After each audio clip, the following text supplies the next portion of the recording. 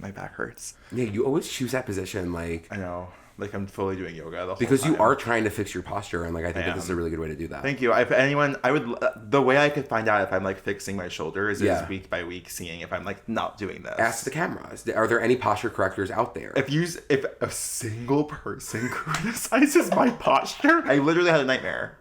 I had a nightmare 2 days ago that the person behind me in spin class said, I've been meaning to tell you your posture is really bad. Oh, no, Joe, that's sad.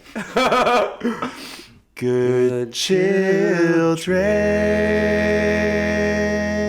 You went low this time. That was kind of good. This is Good Children. I am Joe Hegyes. And I am Andrew Muscarella. This is our podcast where we talk about growing up a little differently in a few different ways. That was a great way to put it. Was it? Yeah, it was. A little bit different. Speaking of different, who are these queers? Something changed. We got work done. We did. We had 2 episodes and we jumped to getting work done immediately. Your cheekbones look amazing. Thank you. I got a haircut. That's exactly what it is. Yeah, as you can tell, I got a haircut. Of course. Let's talk about the mullet. How is it growing in? It's growing in pretty well. It's been 1 day and it looks really good. I didn't go there with the plan to get a mullet. I really let her take full reins. And she snipped. I said, it looks amazing. The Brooklyn beatdown of a Harari haircut, like, go to Maya. Yeah, and you're walking out with a mullet. You're walking out with a mullet. No matter what. No matter what, like, you're walking in with a vision, you're walking out with a mullet. I want to talk about the fact that you actually got a mullet to escape the Ben Platt allegations. It's not even that I got the mullet to escape the Ben Platt allegations, but something needed to be done. What I'll never do ever again, never again will wear a polo shirt. Can't. I can't. It's pretty rough. And the thing is, it's not even upsetting hearing that I look No, it's like it's a compliment. It's a huge compliment. A huge compliment. But is there anything else that you want to say? Do you want to say he looks like maybe Nick Jonas? He's been fishing for that one for years. Because I got that when I got my shot. They said, wait, is that one of the Jonas Brothers? And I said, stop. And you haven't even seen my nipples. When was the last time that you felt America was fully unified? Oh, Kelly Clarkson. Right. I have never felt like more of an American. I have never felt like more of an active participant in democracy than voting on American Idol at 6 years old. Yeah. I will never forget the feeling in my bedroom staring at that woman saying, she is having a moment like this, and I want that moment. Yes, and I want those highlights. Yeah, you do. I want those chunky highlights. What do you think she was going through? You know I can get into it. I know, please. I could get into it. I won't bring up 9/11. We'll skip over it. We brought it up. But I won't get into detail about 9/11. But you're Kelly Clarkson. You're what, like early 20s? I would say early. You're fresh. A waitress in like the middle of the country somewhere. Let's keep rolling with it. This is fictional.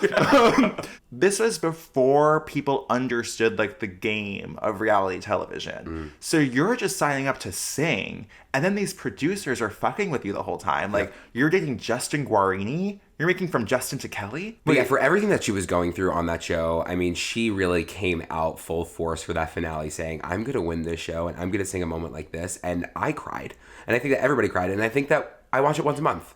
I would like to talk about your own moment like this and your audition for American Idol.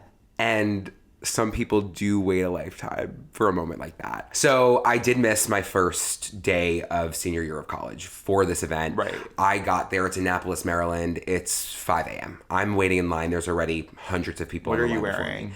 Oh my God. So this was a tough time for me personally, but let's just get into it.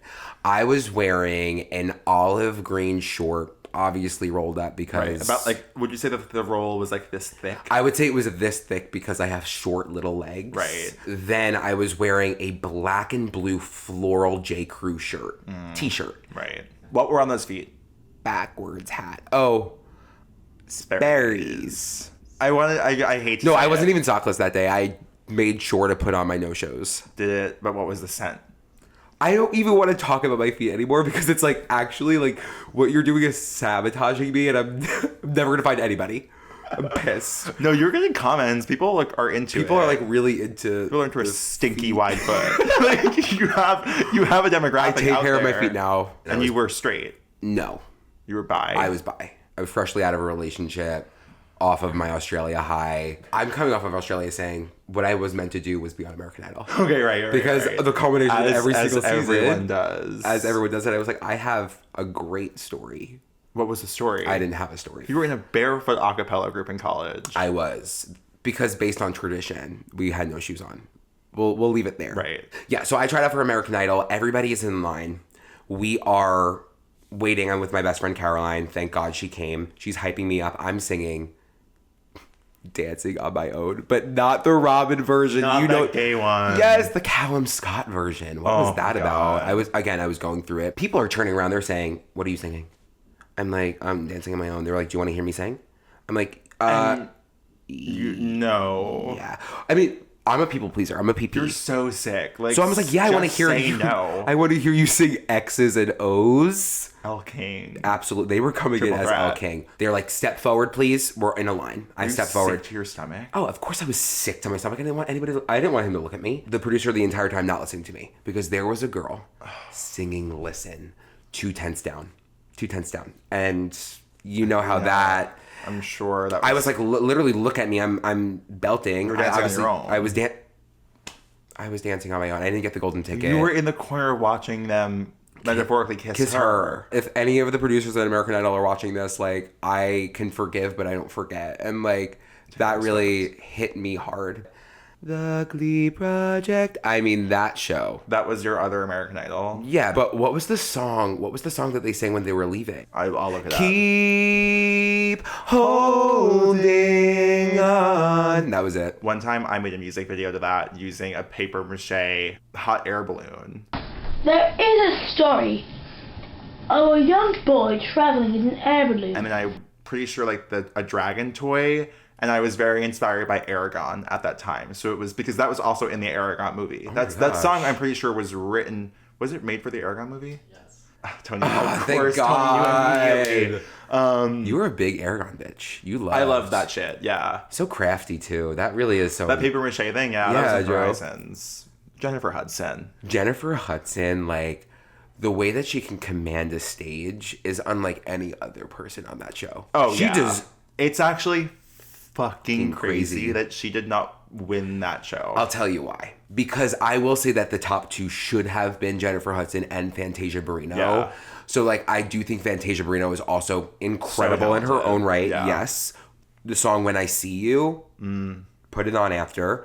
But Jennifer Hudson, I mean... I will never forget Jennifer Hudson on that show, but more importantly, I will never forget St. Louise from St. Louis. But it's an example, once again, of Jennifer Hudson, like, not being given, like, her roses. No. Why was she, like, playing Carrie Bradshaw's assistant? That doesn't make sense. Who's sense. looking for love. The password at the end of that movie. The whole plot of that movie is that Carrie Bradshaw cannot log into her computer. That's the entire plot. What was it again, please?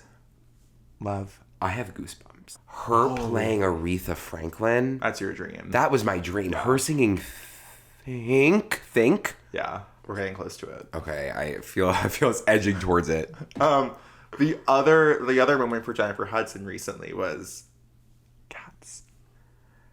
Cats. Full of triple threat. I mean, that was a star-studded cast. Jason Derulo, Dame Judi Dench. Yes. James Corden, triple threat. Say what you want. If you're not emotionally mature enough to look at a person and say, regardless of my opinion of you, you're a triple threat, you gotta grow up. Is he getting the wrong roles? 100%. 100%. He's just booking everything. He's booking everything. He gives me Andrew vibes. He always has. I mean, that's not a bad thing. He's a triple threat. You're the gay Long Island Italian James Corden. Someone else who's in the movie Cats.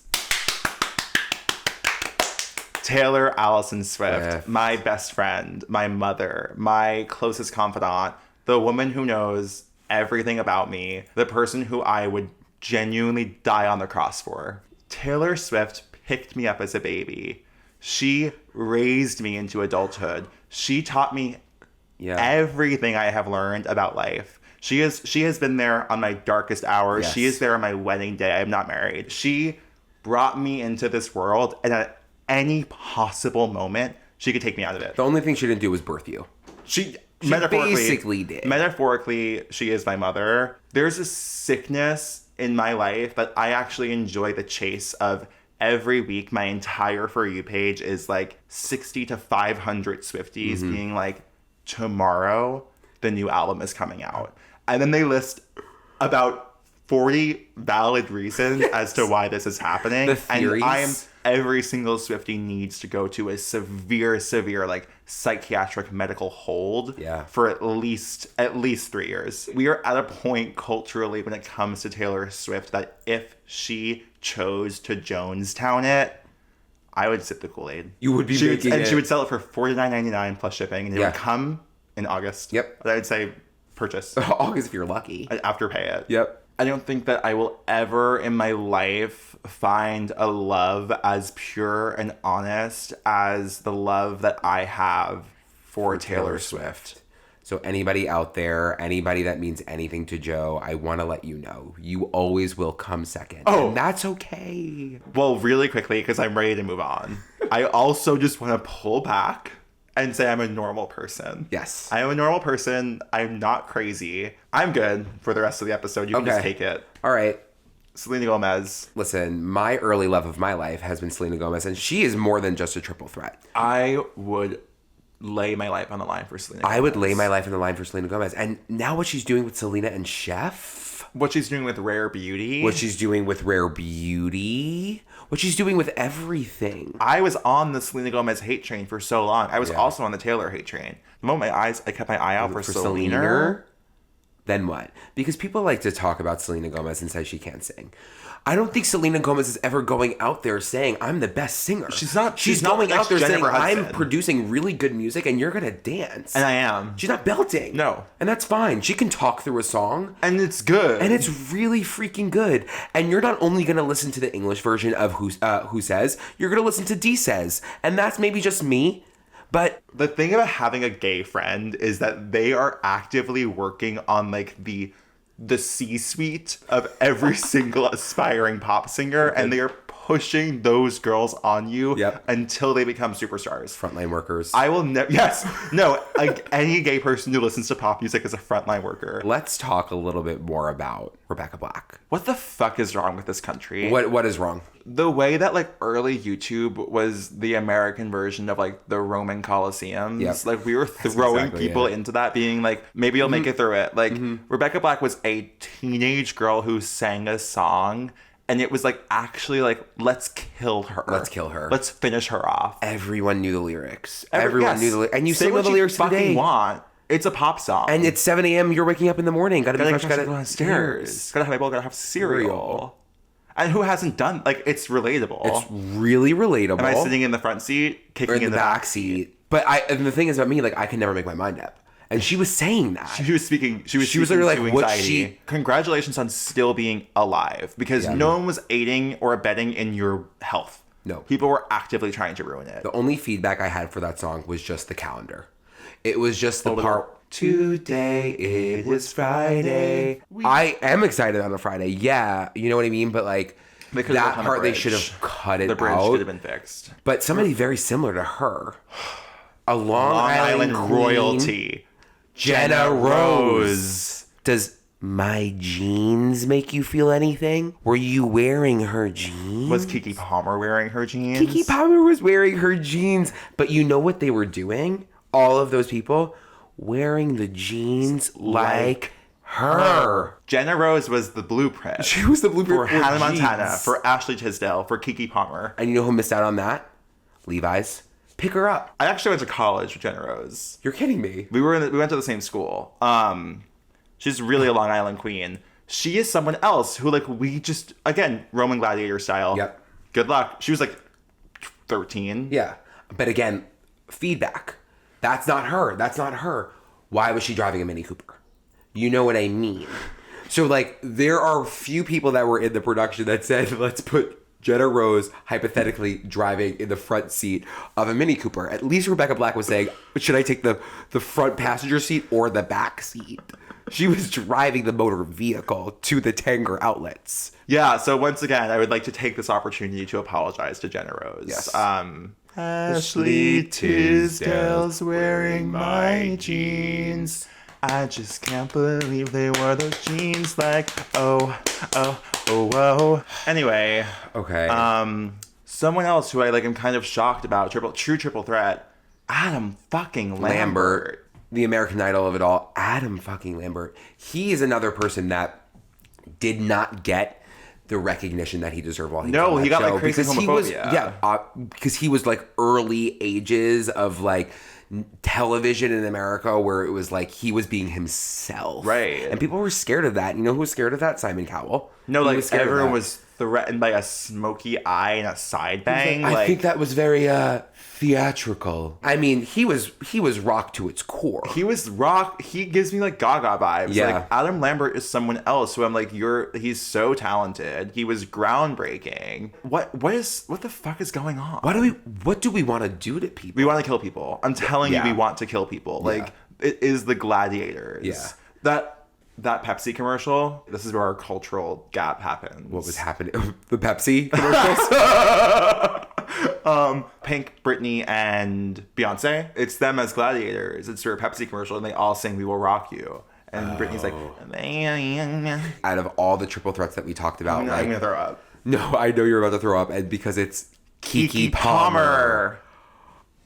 We just needed that moment of silence because I'm not kidding. Like, Kiki Palmer can do it all. Even when she's interviewing people on the red carpet. There's never been anyone like Kiki Palmer. Nobody. And she has a genuine personality. Like, she's the best personality. The best personality. She's so nice. She makes you feel comfortable. She makes you feel like you know her. From Aquila and the Bee. From Aquila and the damn Bee. The moment for me, I mean, like, yeah, it was Aquila and the Bee for me. It was Aquila and the Bee for me. But it was actually Joyful Noise. Joyful Noise featuring Dolly Parton. And let me tell you one thing about that movie, Kiki. You actually made it so hard for everybody else to sing Man in the Mirror because that rendition of Man in the Mirror, it actually will paralyze you. Like, you will hear her riff at the end and you will say, with a smile on her face, and you will say, I feel something. I felt God through that song. Yes. She does this riff. I can't do it. But she's like, life. It's just like, I mean, I can go on talking about Kiki Palmer for actually hours and hours now. Well, like True Jackson. True Jackson. I one day want to shake her hand and say thank you for your service. I think I might do a soft kiss. So someone else who I think that me and Andrew both have a joint, just like genuine love for. It was post me watching A Princess Switch 3. I'm like, I have to message Vanessa Hudgens on Instagram. Let me just read it to you. Hey, honey. I just wanted to let you know that I watched A Princess Switch 3, and you are so incredibly talented. You are a genius. Not every actress can do what you did, and you deserve the recognition for it all. Stunning, stunning, stunning. And I hope that one day she does read it. I hope that one day I could also shake her hand and take out my phone and say, can you just read this? Because I do think this is something that you needed to hear, regardless of the reviews that A Princess Switch got. Can we talk about High School Musical? Sneaker night? Yeah. Oh my God. Oh my God. When High School Musical came out, we were in like, what, 5th grade? 5th grade. First of all, you broke free. I saw Zac Efron and I said, I'm gay. Second of all, everything changed. Yes. That shifted culture. Everyone was just singing. Every single thing for children became a musical. Everyone was singing. And it's because Zac Efron, a.k.a. Drew Seeley, and Vanessa Hudgens changed the world. Gabriela Montez, iconic. She was a woman in STEM. In that lab coat? Oh, yeah, she was a woman in STEM. She was a woman in STEM. The most important part of that movie, Sharpay Evans. I was about to say the same thing because I think that, yes, did I see Zac Efron and say, yeah, I'm gay? I saw Sharpay Evans and said, I want to be her. How am I bopping to that top? How am I... And actually, some of the only lyrics out of my word. From my bopping to the top ever since. And there's like always those like Twitter threads that are like, she is the real hero of that movie. But like Sharpay Evans and fucking Ryan.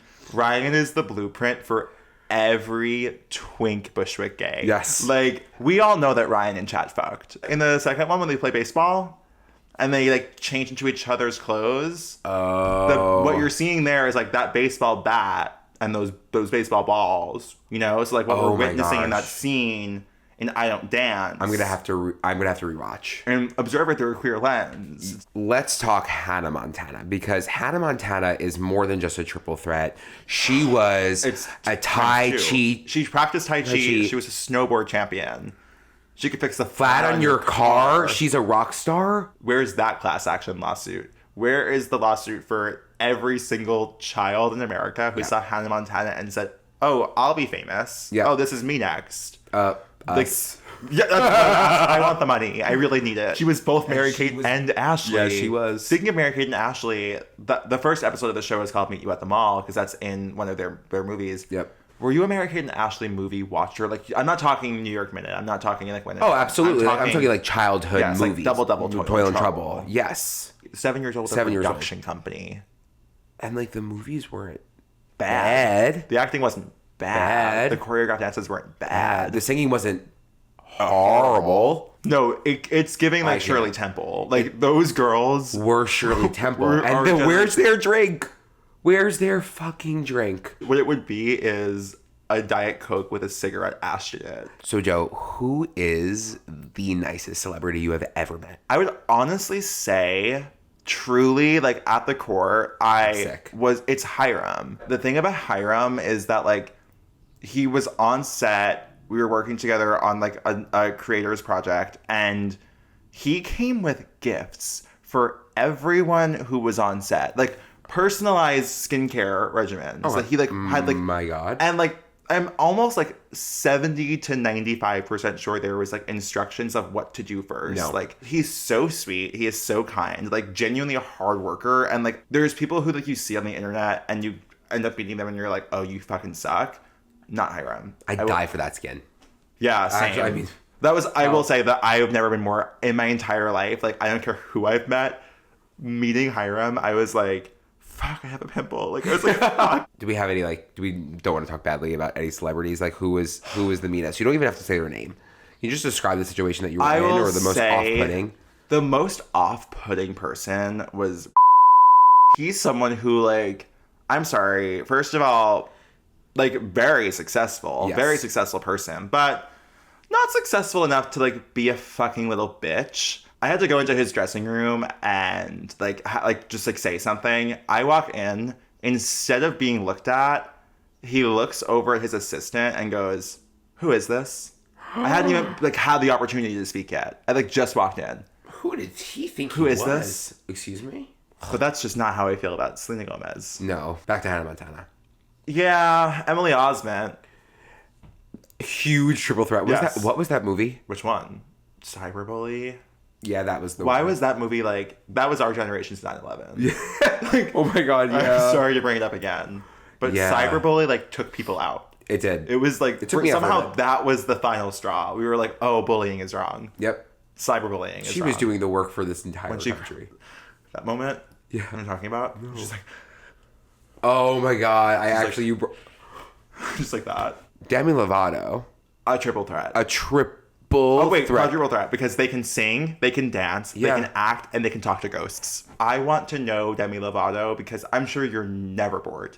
There's a plan every day. You're going and driving into the middle of the desert in Nevada, like the UFOs are picking you up. Like, can you imagine a dark room and they say, "I'm feeling something."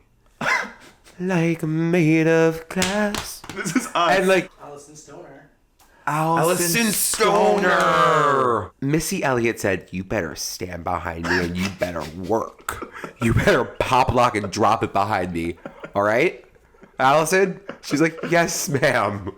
Why was Carrie from The Sweet Life of Zack and Cody a lesbian? And why didn't they talk about it? Carrie Martin's a triple threat because she can sing, dance, and she can act. Yep. I mean, like, there's that entire subsection of triple threats that are alleged victims of Dan Schneider and, like, iCarly in general. Yep.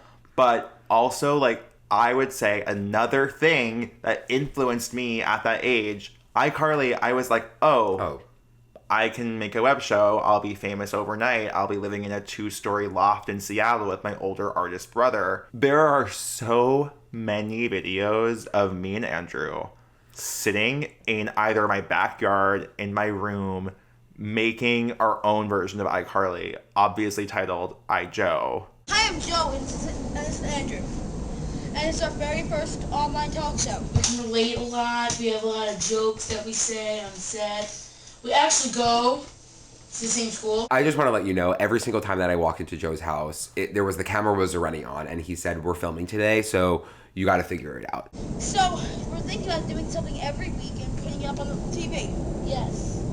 So, my first idea goes to Andrew. What do you want to do today? It's time to think of something to do. Andrew, do you have any ideas? Well, I don't know, Joe. Anyway, what should we do first? Andrew, No, it's supposed to be like iCarly. It's supposed to do something funny.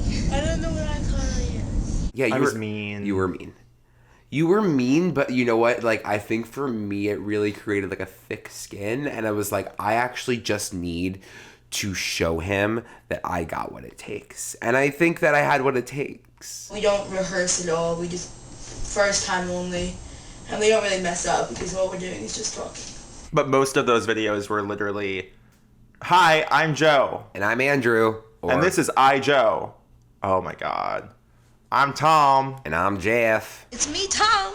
And Jeff. And then we said we're middle-aged women. I'm Deborah. And I'm Linda. And this is Farmville Moms. What are you doing? I'm practicing for when I'm famous, like I'm the judge on American Idol. Then I'm gonna do crazy commercials like Venus and CoverGirl. My hair flip is fabulous. And you can watch the first episode of Farmville Moms still on our current YouTube channel. We missed that time. We missed our time. If it was now, Oh, forget about it. We have our Forget own about it. show, There's Farmville that Moms. video. I had that video. We were doing pretty decently at that point for being random kids with like obviously no following, and the internet was not like TikTok. You can blow up something in 2 days, but then it was like you're putting a video on YouTube and like hoping people see it. There was obviously like a lot less on YouTube, so it was easier for things to get discovered, but. We were having fan submissions. Yes, we like had genuine fans of that show, and obviously we took it from like they were normal mothers on Long Island to they had a reality show called The Real Facebook Moms. Yeah, and that's when you surprised me at the Hard Rock Hotel in Orlando, Florida, where we first met, and you showed up in the Linda wig. And said, "Deborah," I was speechless. Yeah, you were. Best day of my life. Yep, had a lot of fun that day. Had a lot of fun that day, and that's also again where we met. And where we're going, we should actually always find your way back. You can change your mind and you can change your clothes. We have to do a snack. We have the Chewy Chips Ahoy if we want to do a snack. Oh my God, we today. have to do a snack. Holy fucking shit. Tony, can you get the Chips Ahoy? I'm starving. Thank you, Tony. Tony! Oh, they're the Chewies? They're the Chewies. Andrew, these are, to me, an after-school snack where I would have a sleeve. We would, if we were sitting down together. The two of us could take out anything. Anything. And with pleasure. Because the thing is, like, how did they get, I don't want to know, but how are they this chewy? Give it a bite. And let me know what you think. I almost want to, incredible. And these are why have I never done it? These are the perfect cookies. For an ice cream sandwich? For an ice cream sandwich, holy crap. I knew you were going to say it. A little bit of ice cream, you get your sprinkles out, you roll it in those sprinkles, Yeah, because you're pop going them to in the bite freezer. It's not going to crumble. It's not going to crumble. It's not going to push the ice cream out of the cookie. It's going to keep it there, and you're just going to bite down. Out of everything we've eaten thus far, this has been the highlight. Yeah, 100%. Because this is genuinely just like a good cookie. With that, we are at the natural end of this episode of Good Children. We didn't say this last week, but we got into the top 5% of new podcasts on episode 1 and episode 2. Yeah. Which is kind of insane. So thank you so much for listening. Thank you for listening. Thank you for streaming. Thank you for commenting. Thank you for rating and reviewing. You know that we are reading those like we are reading a book, because that hasn't happened despite Andrew's background in years. So please continue to rate. Please continue to review. Please continue to listen. Share it. Like it. Review it. We want to be your friend. Yeah, actually. We need friends. So this is perfect for us. Like, there are commenters now that me and Andrew know by first name that we are like, that's our friends. Alejandro. Follow us on social media. Oh my God. This is the worst part of my day. Is the social media. media. The worst part, doing this fucking bullshit. So spelling this long ass name. Follow us on TikTok at Good Children Pod. Follow me on TikTok at Be Quiet Joe. Follow me on TikTok at Andrew_MUSKY. Follow me on Instagram at JOEHEGYES. That's Hedges. And me at Andrew, MUSCARELLA. We'll miss you so much. We'll miss you so much. With that, I think that we had a moment like this, Joe. A moment like this. Some people wait a lifetime for a moment like this. We almost took it too seriously. I agree.